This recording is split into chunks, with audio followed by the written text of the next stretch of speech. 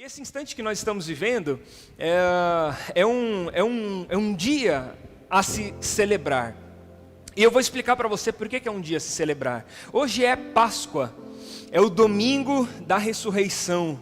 É Jesus, o Cristo de Deus. Enquanto esteve entre nós, nós conhecemos e lemos e estudamos a sua história. Jesus, ele foi morto. E foi morto por Roma, foi morto pelos religiosos da sua época, na sexta-feira.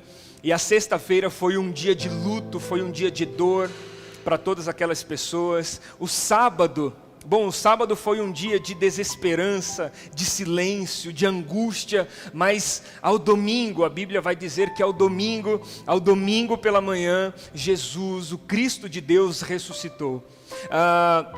Maria vai até o túmulo de Jesus prestar para ele a sua última homenagem, levando especiarias aromáticas para poder se despedir dele, para poder se despedir do corpo. E quando ela chega, ela percebe que a pedra do túmulo não estava mais lá, ela havia sido movida e o corpo de Jesus não se encontrava mais ali.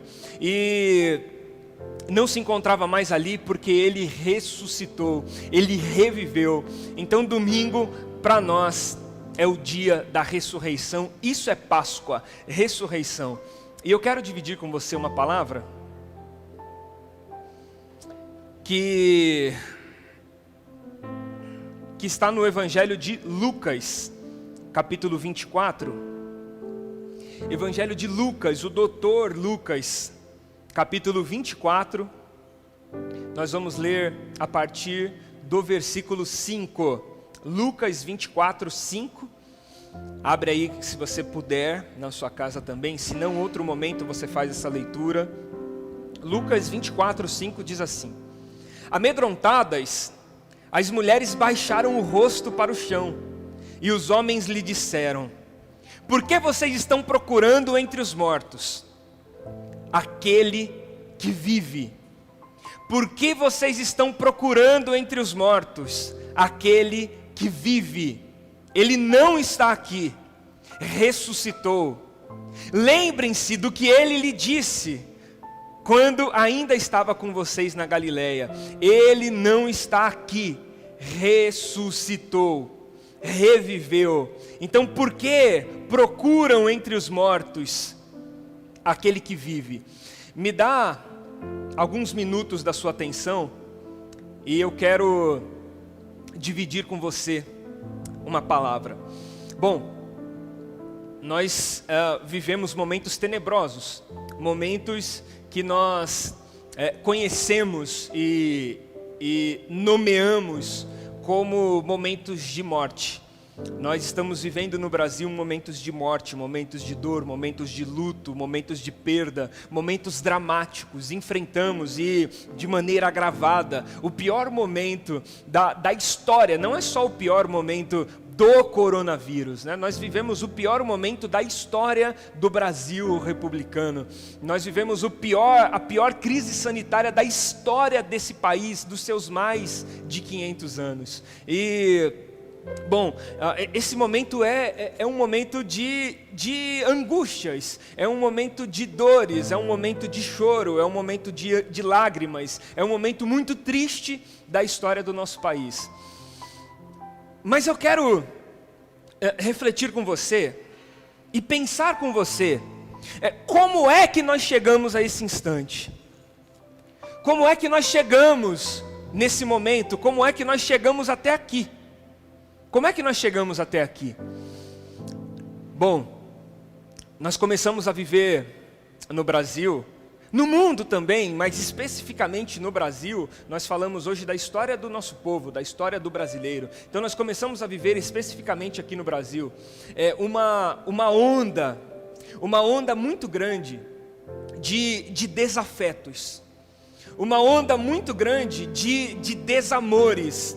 E nós colocamos um nome, nós temos uma nomenclatura para esse desafeto que nós estamos vivendo, para esse desamor que nós estamos vivendo, nós chamamos de polarização.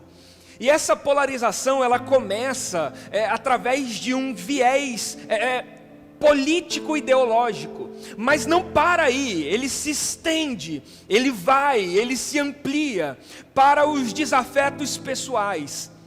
Há um tempinho atrás, quando isso começou, a implicância que existia, a briga que existia, era por causa de ideologias políticas. E essas ideologias políticas agora se transformaram em desafetos pessoais, a ponto de nós classificarmos pessoa, outro, o semelhante, a imagem e semelhança de Deus, classificarmos essas pessoas e darmos a elas apelidos, adjetivos que vão denegrir a sua consciência, a sua imagem, vão denegrir a sua existência.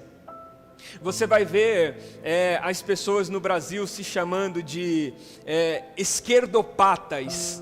Bom, essa maneira de se referir se referir a uma doença.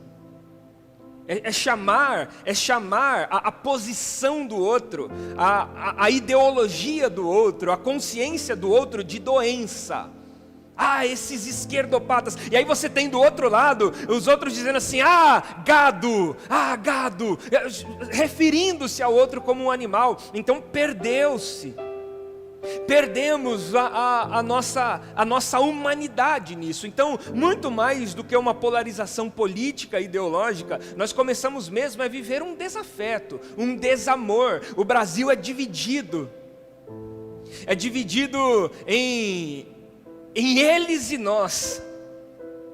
E aí eu não sei em qual lado você se encaixa, eles ou nós, e nós nos esquecemos qual é o maior bem, qual é a maior dádiva, qual é a maior grandeza.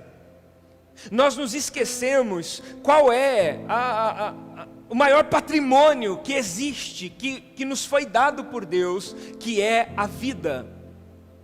A vida é o maior patrimônio. A vida é tudo que se tem, e sem a vida, você pode olhar para todos os lados e todas as coisas e nada resolve, nada adianta e nada tem sentido. Porque o que adianta para uma pessoa ter uma conta com $1 milhão, $1 bilhão, ter um extrato bancário de $3 bilhões? O que adianta alguém ter uma fortuna, uma casa, uma mansão, no melhor bairro, no lugar mais nobre? Do que adianta tudo isso se lhe falta vida?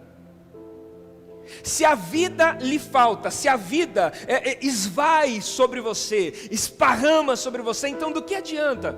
Do que adianta? Quantos homens e mulheres perdendo a sua vida nesse instante dariam tudo o que têm para terem mais tempo de vida? Porque no fim das contas, o nosso real tesouro, o nosso verdadeiro tesouro é a vida.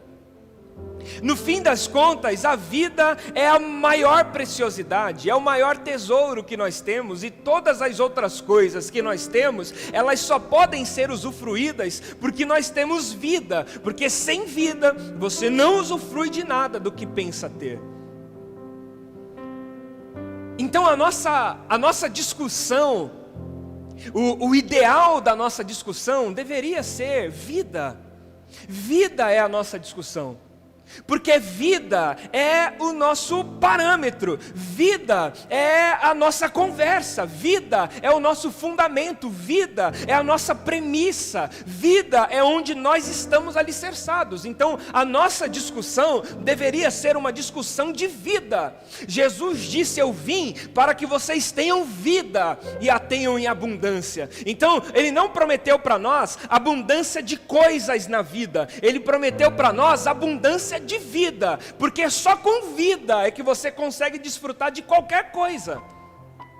Então essa deveria ser a nossa discussão nesse instante, porque nós estamos todos os dias vendo o nosso povo perdendo a sua vida,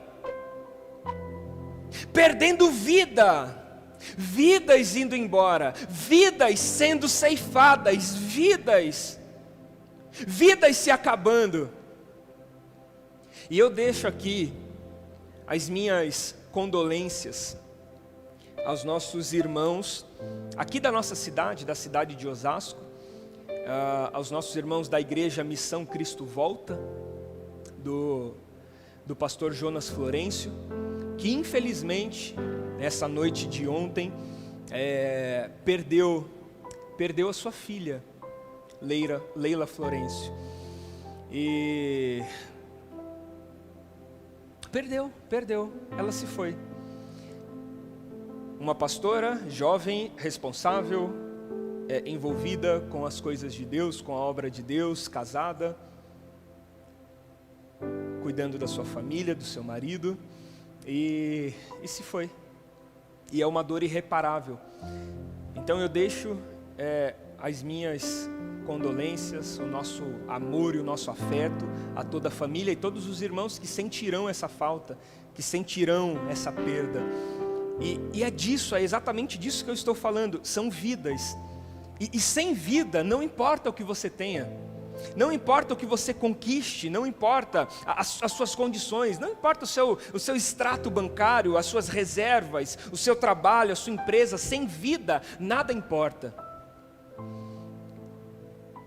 Por isso que hoje especificamente na Páscoa, é o dia de nós celebrarmos a vida. É o dia em que a morte morreu. É o dia da morte da morte. Hoje é o dia da morte da morte.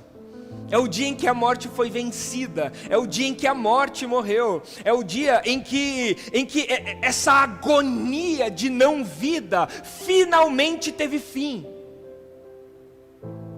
Deus, quando vai conversar com o homem no jardim do Éden, Deus, quando vai conversar com Adão, ele diz assim: Adão, de toda a árvore que está no jardim comerás livremente, de todo fruto pode comer, coma à vontade, exceto a árvore que está no centro do jardim, porque no dia em que dela você comer, certamente morrerá.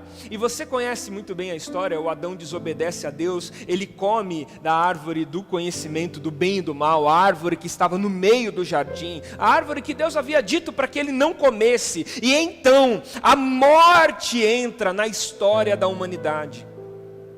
A morte passa a assombrar o ser humano e passa a ser então o nosso maior algoz, passa a ser o nosso maior adversário, passa a ser a nossa maior perda, porque através da morte entrando na humanidade, não há mais nada o que o ser humano possa fazer, porque agora os seus dias são contados, agora a sua existência é limitada.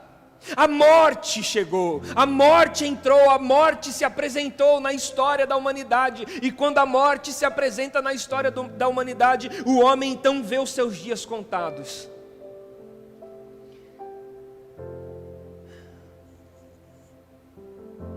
Desde que o homem peca e a morte passa a fazer parte da nossa rotina, passa a fazer parte do nosso dia a dia, desde quando o homem peca e a morte entra no nosso calendário, e a morte entra trazendo para nós uma certa ansiedade, porque a vida é curta e incerta. Todas as vezes que a morte se apresenta para nós, nós a tememos. E por que isso? Porque a morte é o grande adversário a ser batido. E nós não havíamos como vencer a morte, porque a morte se alimenta do pecado, e nós pecamos.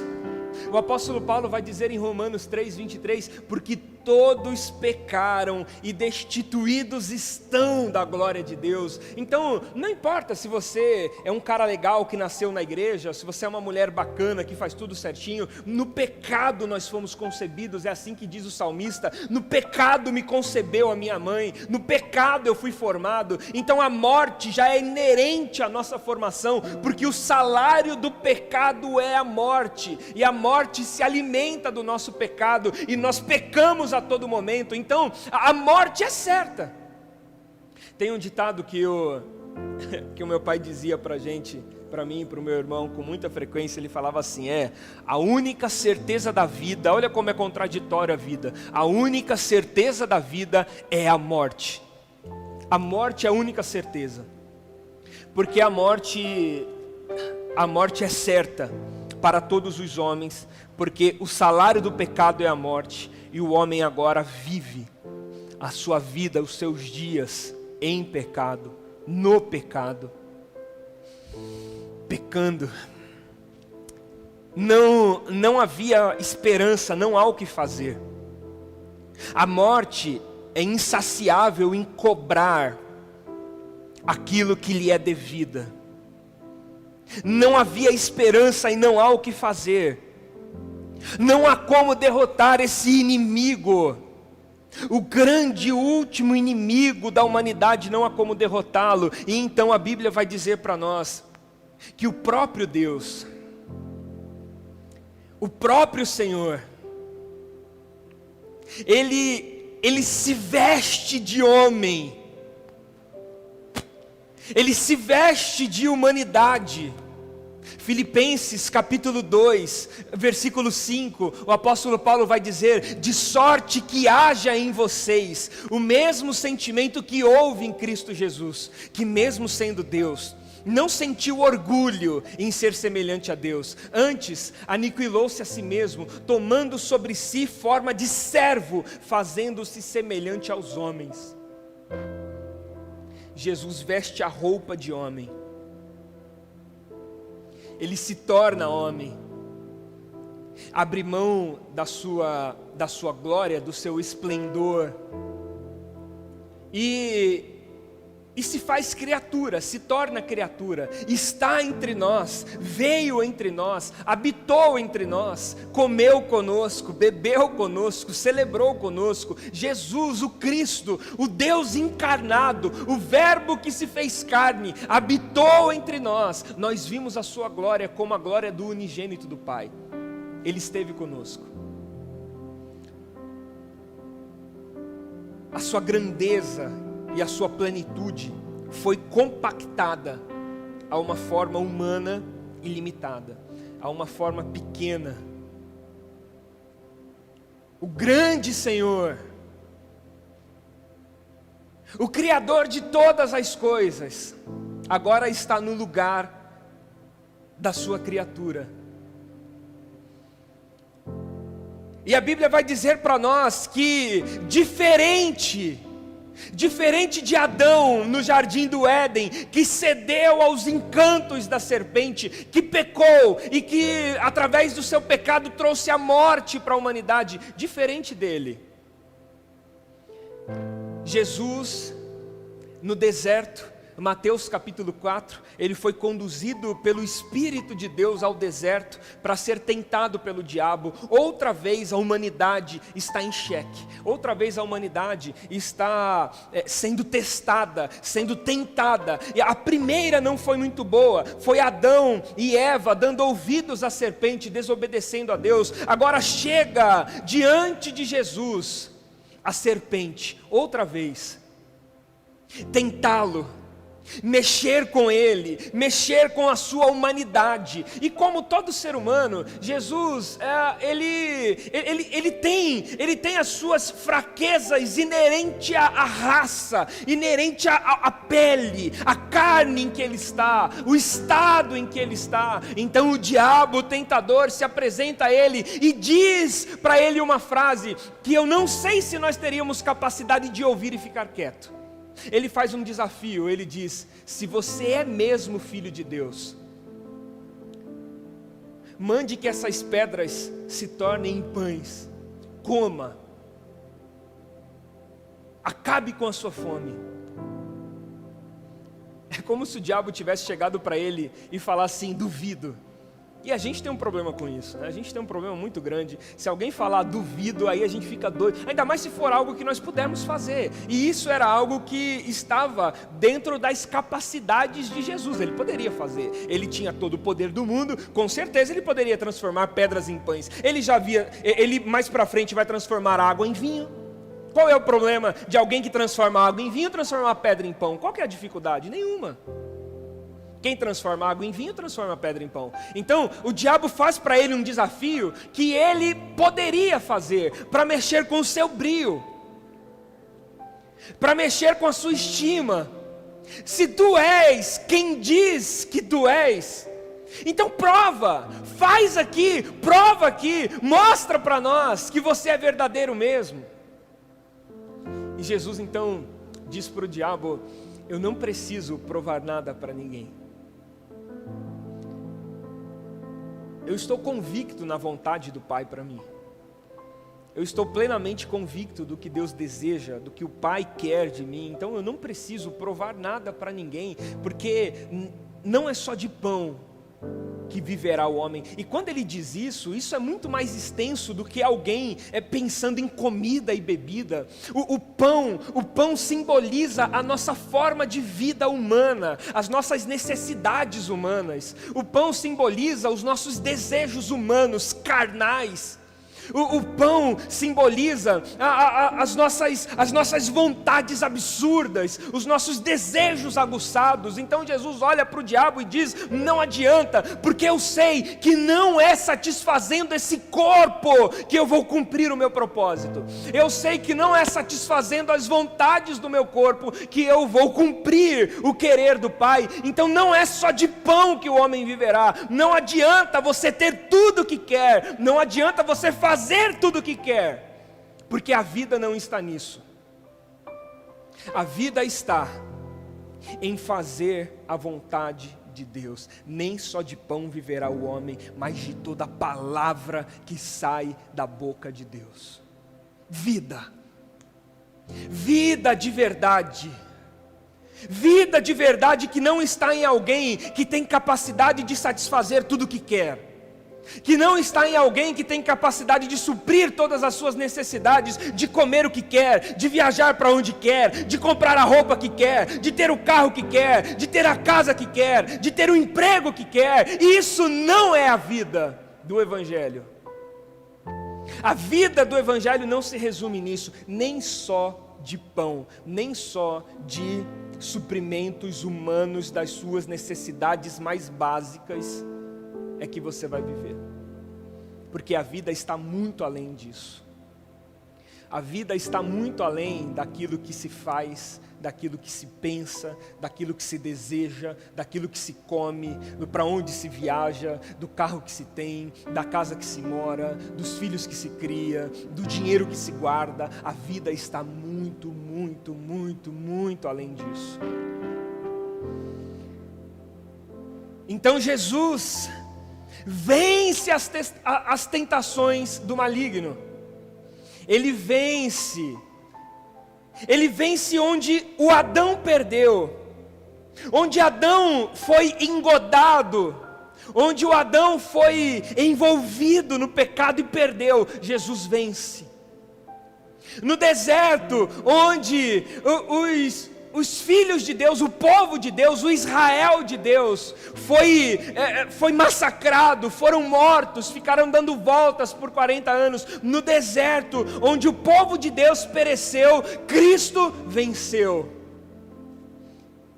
E nas angústias do dia a dia, onde nós perecemos, Cristo venceu. Então Cristo venceu onde Adão foi derrotado, Cristo venceu onde o povo de Israel foi derrotado, e Cristo venceu onde nós hoje somos derrotados. As angústias da vida, as angústias do dia a dia, Cristo venceu, e por Ele e através dEle, nós também vencemos. Então, o Deus encarnado enfrenta todas as mazelas da vida. Ele enfrenta todas as angústias da vida até ser levado à cruz, até ser conduzido à cruz. Um inocente, um justo. O próprio Pilatos vai falar a respeito da sua justiça. O próprio Pilatos vai dizer: olha, eu interroguei esse homem e eu não encontro nele culpa alguma para sentenciá-lo. Então é um justo que está diante de mim. Então Jesus, o justo, Ele é crucificado. Jesus, o justo, é morto por causa dos nossos delitos, morto por causa dos nossos pecados, morto por causa de nós, por causa de mim. Ele viveu toda a sua vida sem pecar.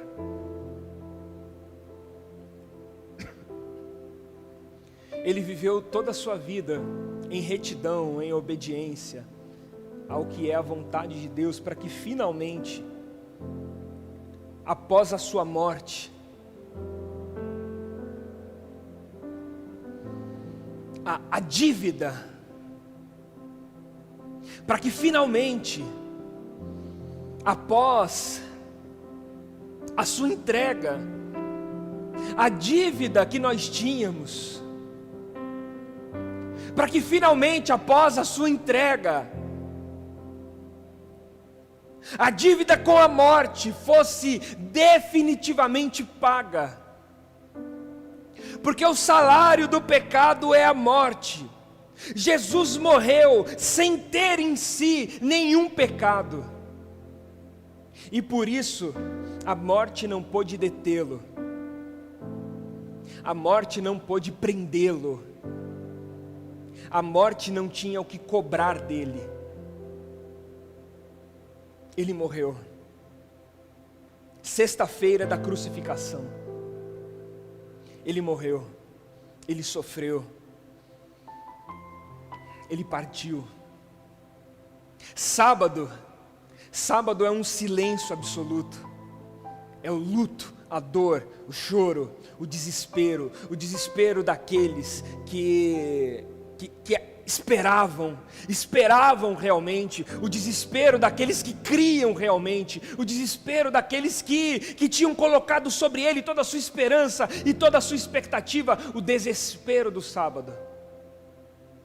Tudo isso foi substituído pela alegria do domingo, porque no domingo da ressurreição, no domingo pela manhã, é o texto que nós lemos aqui em Lucas 24, Maria vai até o túmulo de Jesus, para poder prestar a sua última homenagem, levando especiarias aromáticas, e quando ela chega lá, ela é recepcionada por 2 homens, dizendo para ela: por que é que você procura entre os mortos aquele que vive? A morte não foi capaz de vencê-lo, a morte não foi capaz de derrotá-lo, a morte não foi capaz de detê-lo, porque o salário do pecado é a morte, e ele, sem nenhum pecado, não tinha o que poderia lhe ser requerido. A dívida está paga. A morte já não é mais um problema, porque agora um de nós venceu a morte. A sua dívida finalmente foi paga.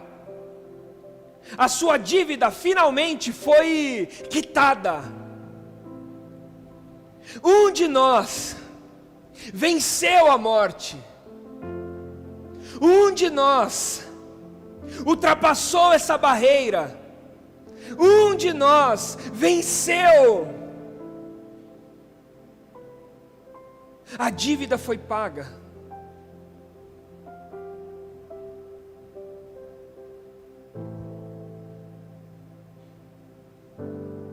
O problema da humanidade finalmente foi resolvido. As indagações de Paulo, o apóstolo, quando ele diz: miserável homem que sou, quem me livrará dessa situação de morte, desse corpo de morte? Porque esse é o meu verdadeiro problema. A morte é o meu verdadeiro problema. Então quem me livrará desse corpo de morte? Quem me livrará disso? Porque eu sozinho não consigo, porque o salário do pecado é a morte, e o bem que eu quero fazer eu não faço, mas o mal que eu não quero, esse eu faço todos os dias, então eu devo para ela. O que eu posso fazer? Miserável homem que sou, quem me livrará desse corpo de morte? Porque esse é o grande problema. O grande conflito, o grande problema da humanidade, a morte. A morte. A morte com o seu apetite. A morte com a sua sede. É o grande problema da humanidade. E agora, através da ressurreição de Jesus, nós vencemos a morte. Na ressurreição de Jesus, nós vencemos a morte. Na ressurreição de Jesus, nós vencemos a morte. Ó morte, onde está a tua vitória? Onde está o teu aguilhão? Tragada foi a morte pela vitória, a vitória de Cristo Jesus, o nosso Senhor. Então Jesus, o representante agora da humanidade, morre, mas a morte não pode detê-lo. Ele ressuscita, vence a morte, e nós vivemos agora sobre uma promessa de ressurreição. Isso é a Páscoa, esse é o domingo de ressurreição, é a vitória de Jesus sobre a morte, e agora nele nós também a vencemos. Não há mais morte para aqueles que estão em Cristo Jesus. Não há mais morte para aqueles que estão em Cristo Jesus.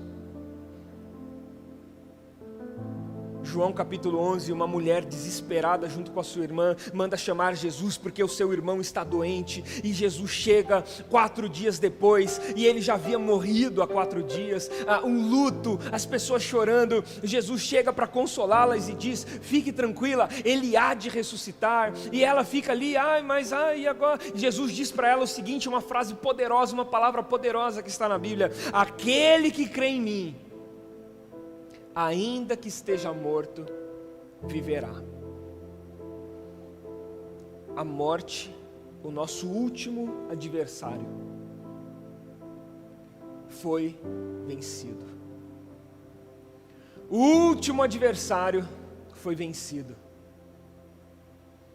O poder do Evangelho é o poder da ressurreição. A ressurreição que há em Cristo Jesus, o nosso Senhor. Esse é o poder do Evangelho. É o poder da ressurreição. A morte, a última adversária, se foi. É isso que nós estamos celebrando hoje. Nós estamos celebrando hoje a vitória sobre a morte. Por isso que esse domingo para nós, ele representa vida. Vida. Nós estamos aqui celebrando vida. Estamos celebrando vida. Porque hoje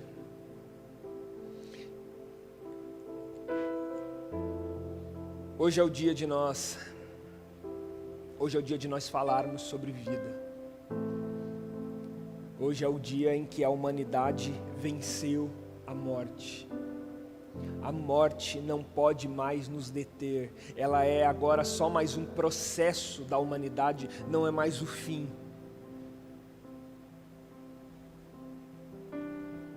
As coisas não se encerram mais. A morte agora foi vencida.